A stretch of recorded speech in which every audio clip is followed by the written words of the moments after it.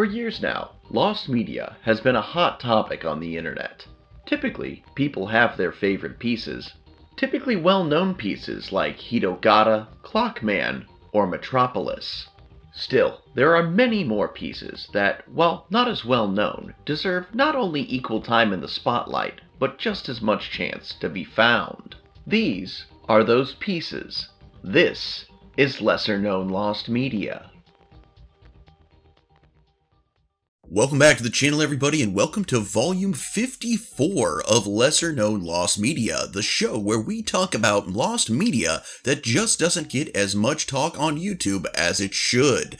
I'm your host, Mr. Sean. For those of you just joining us, congratulations. After this episode, you get to watch 53 previous episodes, so I know what you're doing this Saturday. And for those of you coming back to us, thank you so much for joining the channel again. If you like this content, please be sure to like, comment, and subscribe if you haven't already. Our goal for this year is 1,000 subscribers, and at last count, we're at over 840, so we're doing quite well on that. How this works, if you're new, is we start with 4 pieces of perfectly family-friendly, safe-for-work lost media, take a brief ad break, and then end with a spicier piece. And with all that being said, let's get started.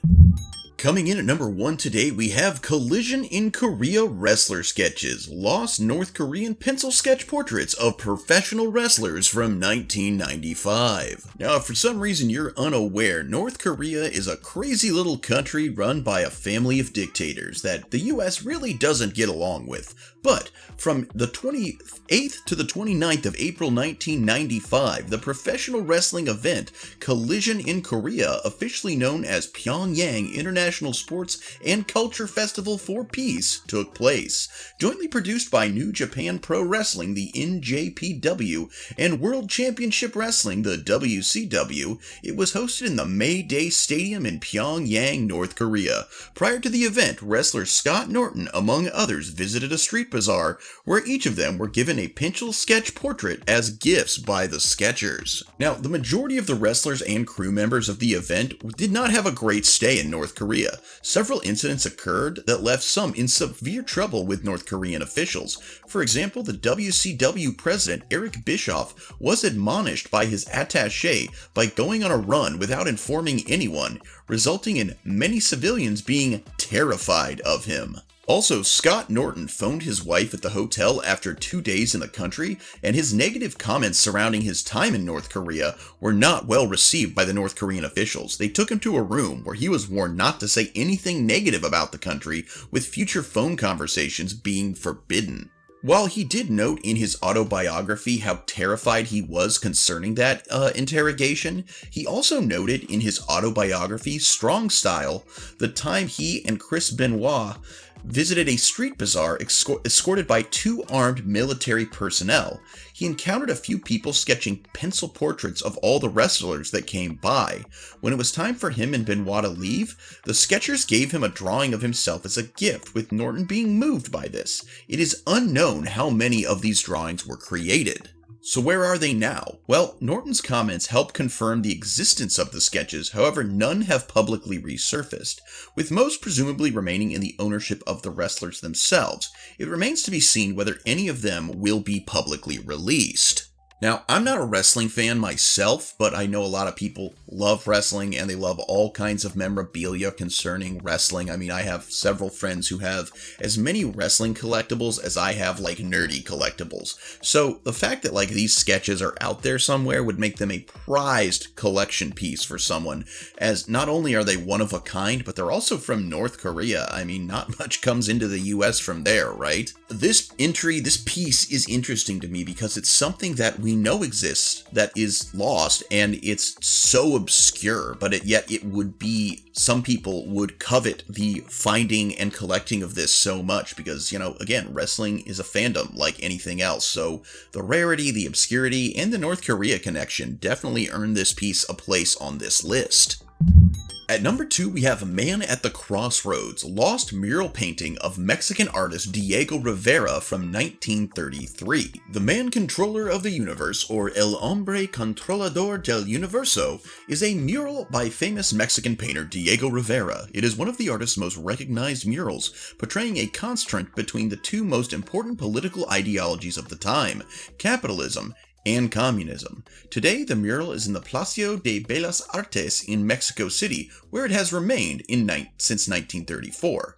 However, this mural is actually a recreation of an unfinished work called Man at the Crossroads, commissioned by the Rockefeller family during the construction of the Rockefeller Center in New York. Because of his left-wing ideology, Rivera portrayed the communist leader Vladimir Lenin in the mural, an issue that displeased Nelson Rockefeller, who destroyed the mural before it was finished. The mural, which was set to be at the RCA building, now 30 Rockefeller Center, is noteworthy that the artist, in a time where the Soviets were despised in this country, tried to idealize Soviet Russia, showing the communist side of the mural as something peaceful and utopian compared to the gray side of capitalism that shows soldiers with gas masks and the police repressing the people. As expected, this sparked a controversy that led to a propaganda complaint. In April of 1933, the mural was denounced by the New York World Telegram newspaper as anti-capitalist propaganda. In response, Rivera included the portrait of Vladimir Lenin in the work, a character that was not in the sketch he had shown to the Rockefellers. This inclusion was later discovered by Raymond Hood after inspecting a wall above the mural. Nelson Rockefeller was offended by this, demanding that the muralist remove Lenin and delaying the inauguration of the building. Rivera declined and proposed him to include American figures such as Abraham Lincoln, preferring to destroy the wall rather than mutilate the concept of his art. Now, refusing to remove Lenin, Rivera continued to work on the mural until May of 1933 when he was forced to stop painting. Although there were proposals to move the mural to the Museum of Modern Art for Rivera to finish it, the mural remained hidden until February of 1934 when it was destroyed. Both the muralist and other artists showed their discontent and boycotted future art exhibitions at the complex. At the end of 1933, Rivera would return to Mexico, where he would ask the Mexican government for a space in the Palacio de Bellas Artes to create a replica of the mural with all the elements that he had planned. Based on photographs taken while he was working in New York, Rivera was able to recreate his work in his native country. Renowned as the man controller of the universe, the mural remains on the walls of the Palacio de Bellas Artes to this day, considered as one of the most important works of the muralist movement in Mexico. So this one's interesting because, one, it's never going to be found as it was destroyed, and we know it was destroyed, but the story behind it is just so interesting. I actually had heard this story before. There's a great musical called movie about a musical called The Cradle Will Rock, where it's all about during this era while this mural is being painted, there's also things going on with performers wanting to be a part of the New Deal and get things like murals and plays paid for by the government during the Depression era, and it actually did feature a big segment about this mural, its creation, and ultimately its destruction. And I do think that it is very interesting, but I also think that it's just kind of, in a time where people were afraid to say anything different, this man was willing, and he did not see anything wrong with that. And while it might seem foolish to try and get this into the Rockefeller building under the nose of one of the most successful capitalists of all time, you gotta admire his moxie. So, again, it's on the list. At number 3, we have The Outer Limits, lost scripts of possible 8th season of TV series revival 2002 to 2003. Now, I know most of you probably have heard of The Twilight Zone, but again, The Twilight Zone's it's one of its contemporaries at the time, which was more sci-fi, was The Outer Limits. But the original show, being aired, I believe, in the 60s, was then later revived in 1995. So it aired on, this original revival aired from 1995 to 2002. All episodes had a distinct story, with most of them having a plot twist at each ending, and some episodes had story arcs. Sometime around February of 2002, a month after the 7th season's conclusion on Sci-Fi, some viewers posted on the Outer Messages forums on the Outer Limits local website and were wondering if Season 8 was in the works. One person had posted that the show was currently in limbo and near cancellation. Months later, around July to October of 2002, some users on the forum site once again brought up the rumor of an 8th season. A screenwriter who went by the name Mr. Disgruntled on the forum sent out a link for scripts for Season 8, but unfortunately they redirect to a link that was not archived. During this time, production of a potential Outer Limits movie was being worked on and rumored by some users of the forum, with one of the Outer Limits posters confirming it, but nothing has come out of that since. This one's pretty straightforward. There could have been another season. It was probably in the works at some point. They'd probably gotten a few things done for it, as well as the potential of a movie, so at least there was probably some script work done, but ultimately it never came to be. But at the same time, if that content exists, fans of the show will want to find it. And that's the whole thing, is that everything we know as lost media is known because somebody wants to find it. And just because it might not be flashy doesn't mean it doesn't deserve to be found, and there aren't just as many people who would be thrilled if it were. And so again, we're mentioning it here.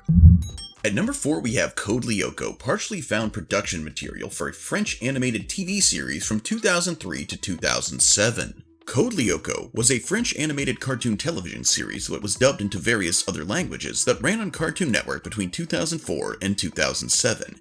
It concerned a group of boarding school students who discovered a fully functioning supercomputer in a nearby abandoned factory. It is host to a virtual world known as Lyoko, a mysterious amnesiac, pink-haired elf girl, Elida, and a malevolent artificial intelligence known as Xana, who is bent on destroying humanity. The series details their attempts to rescue Elida from the virtual world and stop Xana from destroying theirs.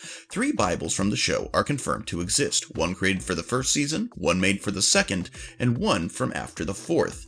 The first season Bible has already been found and is available online. Now, concerning the Season 2 Bible, prior to its second season, Code Lyoko was very formulaic and episodic. Plots were, save for the 2-part finale, not carried between episodes, and they were meant to be able to be viewed in any order. There wasn't really a backstory set in stone, and the lore surrounding the series was rather sparse. In fact, this formulaic nature contrasted harshly with the original vision of the show, causing the original series producer Thomas Romain to leave the project in 2003. However, when Season 2 came, production agreed to allow writing director Sophie Desquosset and director Jérôme Muscadet to expand upon the background of the story in order to create more opportunities for storytelling and craft a slightly more serialized narrative, as the original vision of the series had.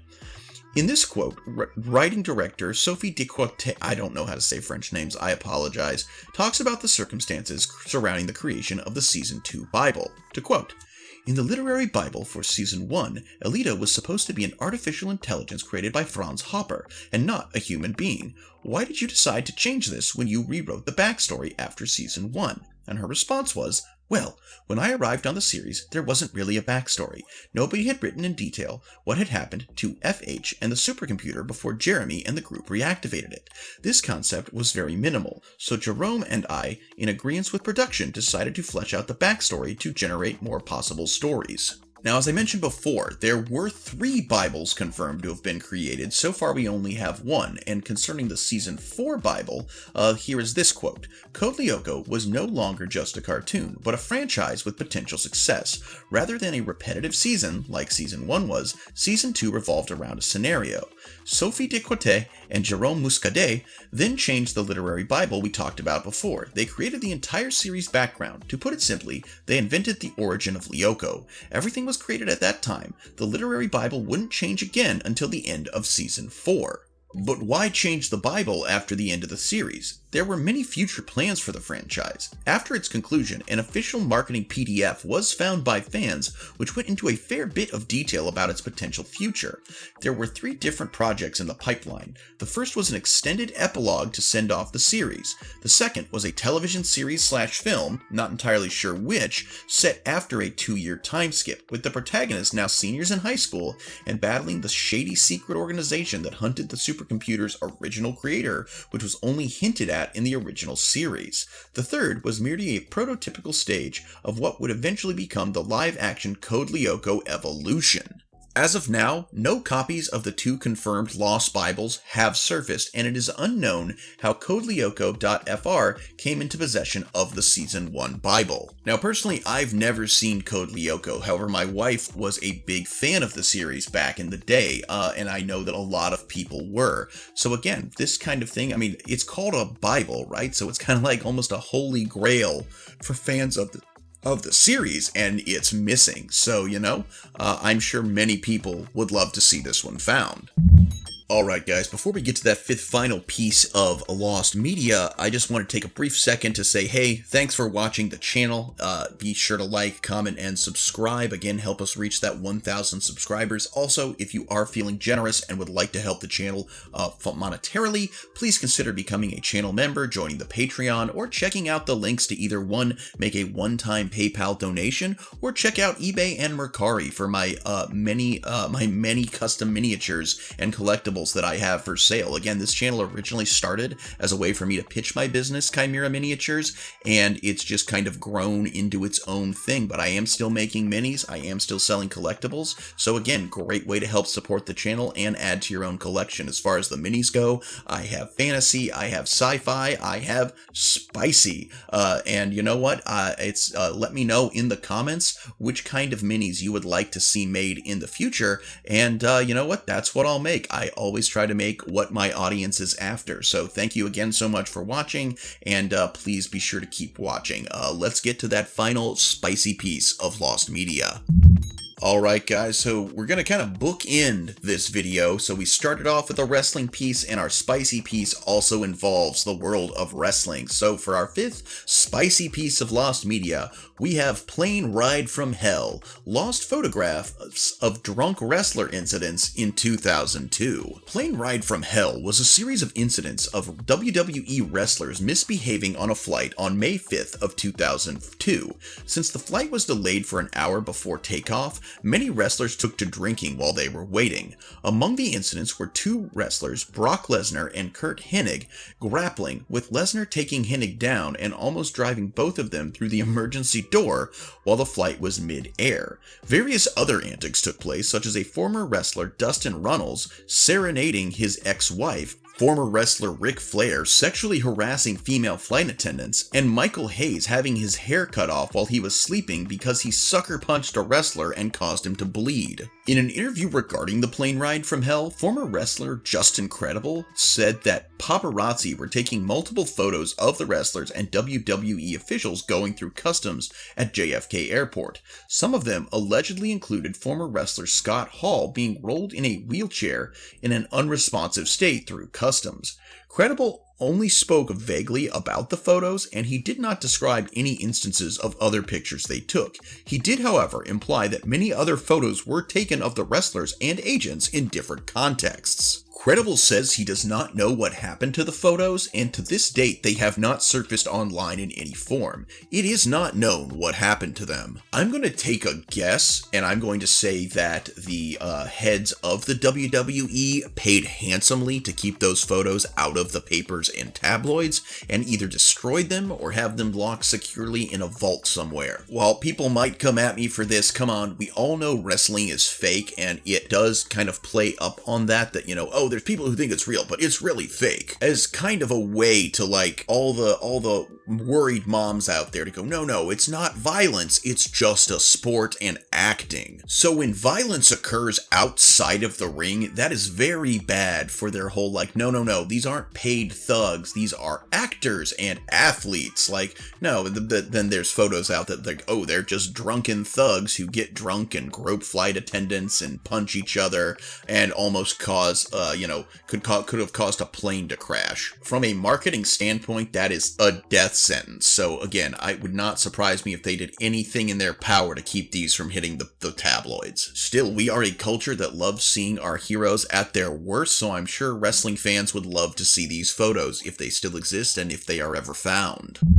And that's the video, guys. Thank you so much for joining me today. Again, make sure to like, comment, and subscribe. And if this was your first time on the channel, be sure to check out the 53 other videos that we have waiting for you. Be sure to check out the links, maybe buy a mini or become a member or patron. Again, everything is appreciated, especially to my current beautiful, wonderful patron. Yes, I still only have one, but his name is J-Dog, and J-Dog, I appreciate your support. Ride or die. And if you would also like to have your name shouted out, like J-Dog, or show up in the scrolling list at the end of every video, again, that just depends on what tier you join. Again, you can get all of my member exclusive videos on either YouTube or Patreon for $1 a month. $5 a month gets your name added to the scrolling list, and $10 gets you a shout out on one of my videos each week. Again, until next time, everybody, I'm Mr. Sean, this is Chimera Miniatures, and I sincerely hope that you alpha great day and an even beta tomorrow. Bye-bye!